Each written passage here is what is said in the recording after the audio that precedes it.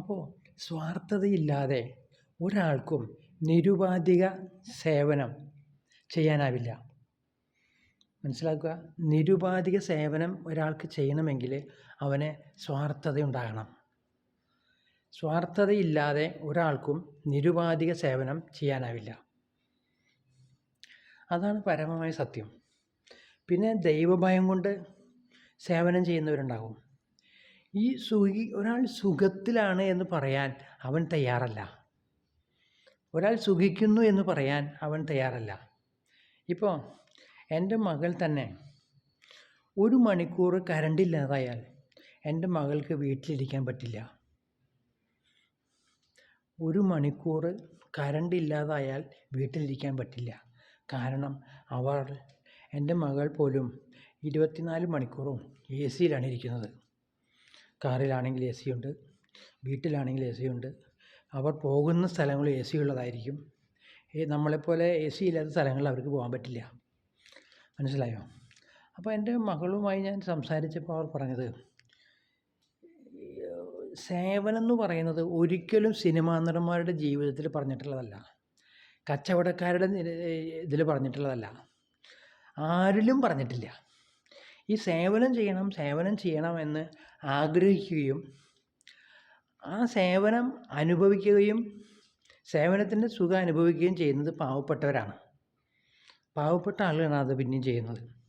ഇപ്പോൾ ഒരാൾക്ക് ഒരു ശസ്ത്രക്രിയ നടത്തുന്നതിന് 3 കോടി രൂപ വേണമെന്ന് പറയുമ്പോൾ ചില പാവപ്പെട്ടവനും അവർക്ക് പൈസ കൊടുക്കും.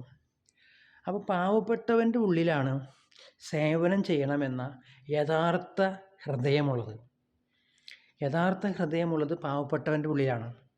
ഒരു ധനികനും സത്യത്തിൽ സേവനം ചെയ്യുന്നവനല്ല.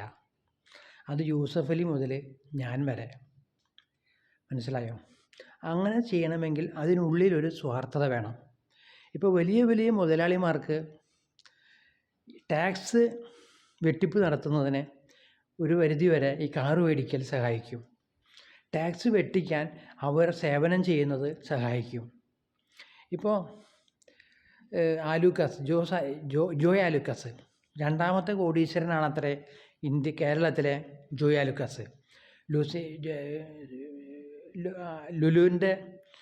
ലുലുവിൻ്റെ ഉടമസ്ഥനാണ് 1ാമത്തെ കോടീശ്വരൻ യൂസഫ് അലി.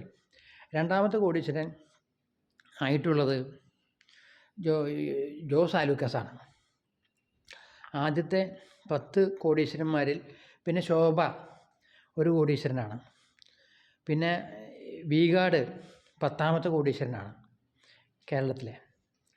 അപ്പോൾ ഇവരൊക്കെ സത്യത്തിൽ അവരുടെ ഹൃദയത്തിലേക്ക് പരിശോധിച്ച് കഴിഞ്ഞാൽ ഇവരൊക്കെ ഭയമുള്ളവരാണ്. ഭയം എന്ന് പറഞ്ഞാൽ ഇവർ ദൈവവിശ്വാസികളാണ്. മനസ്സിലായോ? ഇവർ ദൈവവിശ്വാസികളാണ്.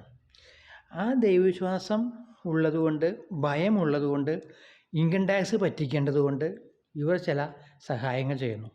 ഇപ്പോൾ ആദ്യത്തെ 10 കോടീശ്വരന്മാരിൽ മിക്കവർക്കും സ്വന്തം പ്ലെയിനും സ്വന്തം ഹെലികോപ്റ്ററും ഒക്കെ ഉള്ളവരാണ്. മനസ്സിലായോ? അപ്പോൾ സത്യത്തിൽ നമുക്ക് ഒരു പാവം മനുഷ്യനോട് ഒരു ദയ തോന്നുക എന്ന് പറഞ്ഞാൽ അത് അങ്ങനെ ഇനി ഒരു കുറ്റം പറഞ്ഞുതരാം. ഒരു സർക്കാർ ജീവനക്കാരൻ, സർക്കാർ ഉദ്യോഗസ്ഥന്മാർക്ക് ദയ ഉണ്ടാകുമോ? ഒരു പോലീസുകാരന്, ഒരു SIക്ക് ദയയുള്ള മനുഷ്യനായാൽ അയാൾക്ക് ആ ജോലി ചെയ്യാൻ പറ്റുമോ? ഒരു ജഡ്ജിക്ക് അയാൾ ദയയുള്ള മനുഷ്യനായാൽ അയാൾക്ക് ആ ജോലി ചെയ്യാൻ പറ്റുമോ? ഒരു രാഷ്ട്രീയക്കാരൻ ദയയുള്ള മനുഷ്യനായാൽ അയാൾക്ക് ആ ജോലി ഒരു രാഷ്ട്രീയക്കാരനായിരിക്കാൻ പറ്റുമോ? അപ്പോൾ ഇതൊക്കെ പുകമറകളാണ്. മനസ്സിലായോ? സത്യത്തിൽ ഞാൻ ആലോചിച്ചിട്ട് എനിക്ക് മനസ്സിലാവുന്ന കാര്യം, ഈ ദയ തോന്നുന്ന, അനുകമ്പ തോന്നുന്ന ഒരവസ്ഥ അത് അങ്ങനെ ഒന്നുമില്ല. ഇപ്പോൾ നമ്മുടെ മുഖ്യമന്ത്രി, അദ്ദേഹം എത്ര ബൂട്ടിട്ട കാലുകൊണ്ട് ചവിട്ടി അയാളുടെ എല്ലുകളൊക്കെ ഒടിച്ചിട്ടുണ്ടെന്നാണ് പറഞ്ഞത്. അടിയന്തരാവസ്ഥ കാലിൻ്റെ എല്ലൊക്കെ ഒടിച്ചിട്ടുണ്ടെന്നാണ് പറഞ്ഞത്. അങ്ങനെ അനുഭവിച്ച ആ മുഖ്യമന്ത്രിക്ക് ഇന്ന് പോലീസ് ജനങ്ങളെ തല്ലുന്നത് ഒഴിവാക്കണം എന്ന് തോന്നുന്നുണ്ടോ? തോന്നുന്നില്ല. മനസ്സിലായോ? അതായത് നമ്മളൊക്കെ ചെറുപ്പത്തിലെ വളർന്നു വരുന്ന ആ പിശുക്ക് ജീവിതമുണ്ടല്ലോ, അതാണ് പ്രായമായ സ്റ്റേജിലുള്ളവർക്കൊക്കെ ഉള്ളത്. കാരണം അവർ പൈസയുടെ വിലയൊക്കെ കണ്ടറിഞ്ഞിട്ടുള്ളവരാണ്. ഇപ്പോൾ എന്നെ സംബന്ധിച്ച് ഞാൻ എൻ്റെ ചെറുപ്പത്തിൽ ഓർക്കുന്നൊരു കാര്യമുണ്ട്. എൻ്റെ കൊച്ചു ചെറുപ്പത്തിലെ എൻ്റെ രണ്ടാമത്തെ ജ്യേഷ്ഠനാണ് ഞങ്ങളുടെ ഒരു ഫാദറിൻ്റെ സ്ഥാനത്ത് നിന്നിട്ടുള്ള ആളാണ്. അച്ഛൻ്റെ സ്ഥാനത്ത് നിന്നിട്ടുള്ള ആൾ എൻ്റെ രണ്ടാമത്തെ ജ്യേഷ്ഠനാണ്. അപ്പോൾ അന്ന് ജ്യേഷ്ഠൻ എൻ്റെ ചെറിയ ട്രൗസർ എടുത്ത പ്രായത്തിൽ ആൾ നേന്ത്രപ്പഴം മേടിക്കും. നേന്ത്രപ്പഴം മേടിച്ചു കഴിഞ്ഞാൽ അതിൻ്റെ തൊണ്ട് കാരി തിന്നും. നേന്ത്രപ്പഴം തിന്നു കഴിഞ്ഞിട്ട് അതിൻ്റെ തൊണ്ട് കാരി തിന്നും. അങ്ങനെയാണ് ചെറുപ്പത്തിലെ ഞാൻ നേന്ത്രപ്പഴം കഴിച്ചിട്ടുള്ളത്, തൊണ്ട് കാരി തിന്നുന്ന കാലഘട്ടം. അപ്പോൾ നമ്മൾ വളർന്നു വലുതായി സമ്പന്നനായാലും കോടീശ്വരനായാലും ആ ഓർമ്മകൾ നമ്മുടെ മനസ്സിൽ നിൽക്കും. അത് വിട്ട് കളയാൻ കുറേ ബുദ്ധിമുട്ടാണ്. അതായത് നമ്മൾ ഒരു സാധനത്തിൻ്റെ വില ചോദിക്കാതെ മേടിക്കാനുള്ള ഒരു മാനസിക തലത്തിലേക്ക് എത്തുക എന്നുള്ളത് വളരെ പ്രയാസമാണ്. എനിക്കിന്ന് എല്ലാം വില കൊടുത്ത് മേടിക്കണമെന്ന്, വില കൊടുത്ത് മേടിക്കുന്ന സാധനങ്ങൾക്കൊക്കെ വില ചോദിച്ചിട്ടാണ് മേടിക്കുന്നത്. ഇതിനെന്താ വില? ഞാൻ ഈ കഴിഞ്ഞ ദിവസം ബ്ലേഡ് വാങ്ങാൻ പോയി. ഞാൻ മേടിക്കുന്ന ബ്ലേഡ്, ഞാൻ ഷേവ് ചെയ്യാൻ ഉപയോഗിച്ചിരുന്ന ബ്ലേഡ് ഗില്ലറ്റ് ഫ്യൂഷൻ എന്ന് പറയുന്ന ഒരു ബ്ലേഡാണ്. അതിന് 500ഓളം രൂപ ഒരു അത് ഷേവ് ചെയ്യുന്ന ഇതിനും റേസറിനും ബ്ലേഡിനും കൂടി 500 രൂപ വിലയുണ്ട്. അതിൻ്റെ ബ്ലേഡ് തന്നെ മേടിക്കാനായിട്ട് ചെന്നു. അപ്പോൾ അതിൻ്റെ വില 1250 രൂപ. ബ്ലേഡിൻ്റെ വില പറയണേ. ഈ ഫ്യൂഷൻ എന്ന് പറയുന്ന ഗില്ലറ്റ് ഫ്യൂഷൻ എന്ന് പറയുന്ന ഷേവ് ചെയ്യാനുള്ള ഷേവറിൻ്റെ ബ്ലേഡിൻ്റെ വില, ഒരു ബ്ലേഡിന് തന്നെ 350 രൂപേൻ്റെ വിലയുണ്ട്. 350-400 രൂപേൻ്റെ ബ്ലേഡിന് വിലയുണ്ട്. മനസ്സിലായോ? അപ്പോൾ ഞാനിവിടെ പറഞ്ഞത് എന്താണെന്ന് വെച്ചാൽ, നമ്മൾ പിശുക്കന്മാരായിരിക്കാനാണ് സാധ്യത. കോടീശ്വരനായാലും ഈ പിശുക്ക് എനിക്ക് തോന്നുന്നു യൂസഫ് അലി ഒരു സാധനം മേടിക്കുന്നുണ്ടെങ്കിൽ അതിൻ്റെ വില എത്രയാണെന്ന് ചോദിക്കാനുള്ള സാധ്യതയുണ്ട്. എന്നാണ് എനിക്ക് തോന്നുന്നത്. അപ്പം നമ്മൾ ഇതിൻ്റെ വില ചോദിക്കുകയാണ്. എന്നിട്ട് ഞാനത് ഉപേക്ഷിച്ച് 100 രൂപയുടെ ഒരു റേസറാണ് ഞാൻ വാങ്ങിച്ചത്. മനസ്സിലായി? ബ്ലേഡ് ഷേവ് ചെയ്യാനായിട്ട്.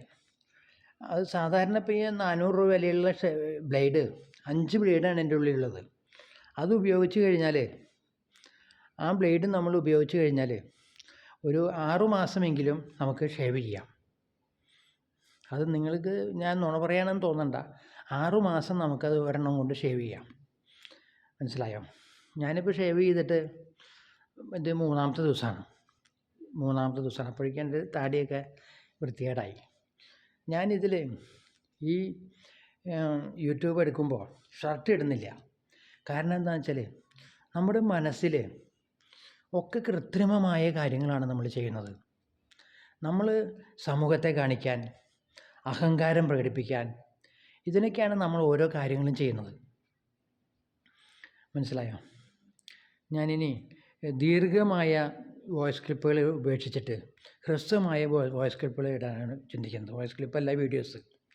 കാരണം എൻ്റെ ഹൃദയത്തിൽ തോന്നുന്ന കാര്യങ്ങൾ ഇടുക, അത് മറ്റൊരാളെയും ഉപദ്രവിക്കാത്തതാവുക, മറ്റൊരാളെയും പരാമർശിക്കാത്തതാവുക. അത് കുഴപ്പമില്ലാത്ത കാര്യങ്ങളൊക്കെ നമുക്ക് പറയാം. ഇപ്പോൾ പഴം കാരി തിന്നുന്ന ഒരു കാലഘട്ടം, അതെനിക്ക് പറയുന്നതിൽ അപകടമില്ല. അത് ബന്ധുക്കൾക്കോ മിത്രങ്ങൾക്കോ ഒരു പ്രശ്നമുണ്ടാക്കുന്നതല്ല. അതേസമയം ഞാനിപ്പോൾ എൻ്റെ ബന്ധുക്കളുടെ ഓരോരുത്തരുടെയും സുഖലോലുപ ജീവിതത്തെ പറ്റി പറയുകയാണെങ്കിൽ അത് അവരെ ബാധിക്കും. ഇപ്പം എൻ്റെ ഒരു ഉദാഹരണം പറയാം. എൻ്റെ മൂത്ത പെങ്ങൾ 78,000 രൂപയാണ് പെൻഷൻ കിട്ടുന്നത്. എത്ര? 72,000 രൂപ. ഇപ്പോൾ ഈ ടാക്സിൻ്റെ പ്രശ്നം, ഇപ്പോൾ ഒരു മാസം 1,00,000 രൂപ വരെ ടാക്സ് കൊടുക്കണ്ട.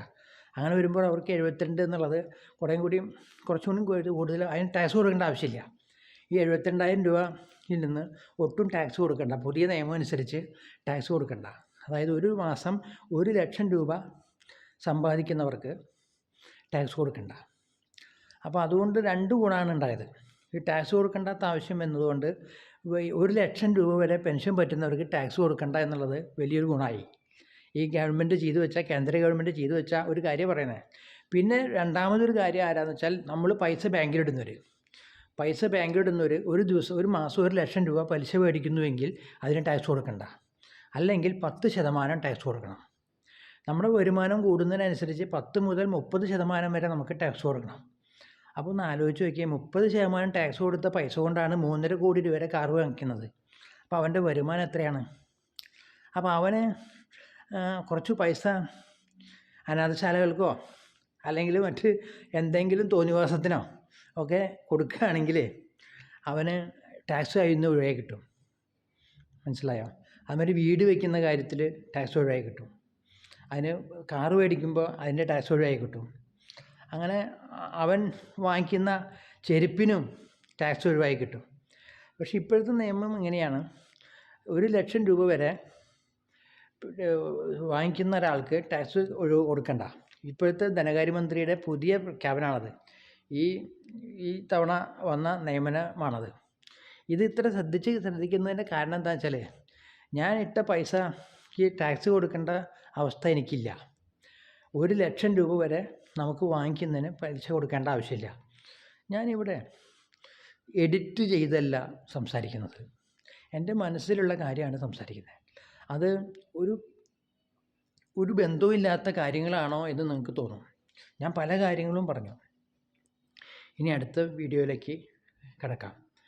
കുറേ അധികം സമയം ഒരു വീഡിയോ തന്നെ പറയുന്നത് ശരിയല്ലല്ലോ. ഇനി അടുത്ത വീഡിയോയിൽ അതേ തുടരാം.